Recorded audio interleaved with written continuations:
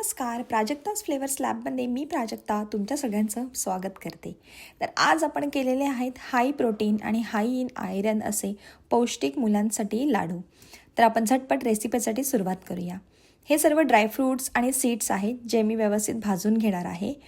मध्यम आचेवरती आपण सर्व जे ड्रायफ्रूट्स आहेत, नट्स आहेत, तुम्ही तुमच्या आवडीने अजून ॲड करू शकता सीड्स वगैरे.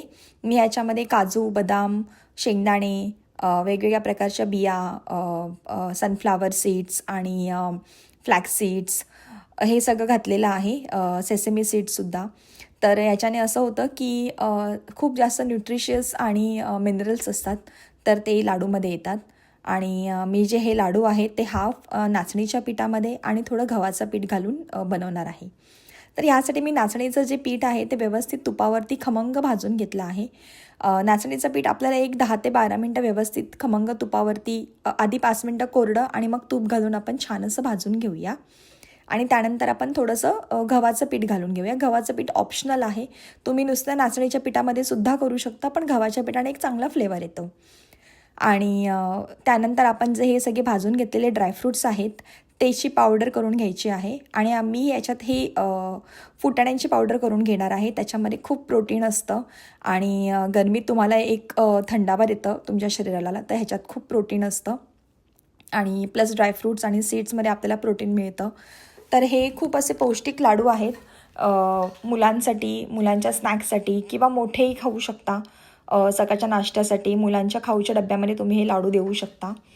तर हे अशा रीतीने आपल्याला सगळं जे साहित्य आहे ते व्यवस्थित थंड करून मिक्स करून घ्यायचं आहे.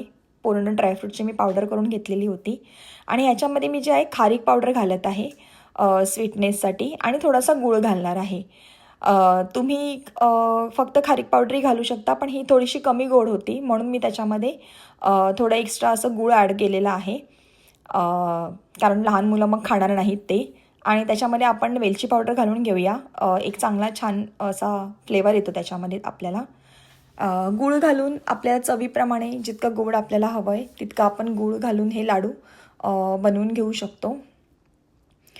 गरम गरम मी तूप जे आहे ते मी कडकडीत तापवून घेतलेलं आहे आणि ते मी हे अशा रीतीने गुळावरती घालणार आहे. आणि थोड्या वेळ तसंच ठेवून द्यायचं जेणेकरून गूळ जो आहे तो पूर्ण प्रकारे मेल्ट होऊन जाईल. आणि मग आपल्याला जे संपूर्ण पीठ आहे ते चमच्याच्या साहाय्याने व्यवस्थित मिक्स करून घ्यायचं आहे, छान असं एकजीव करून. पण लक्षात घ्या, गरम असताना हात घालू नका, नाही तर हात भाजू शकतो.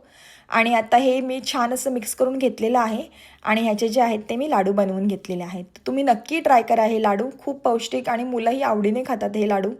आणि चॅनलला नक्की लाईक आणि शेअर करा, सबस्क्राईब करा, फॉलो करा.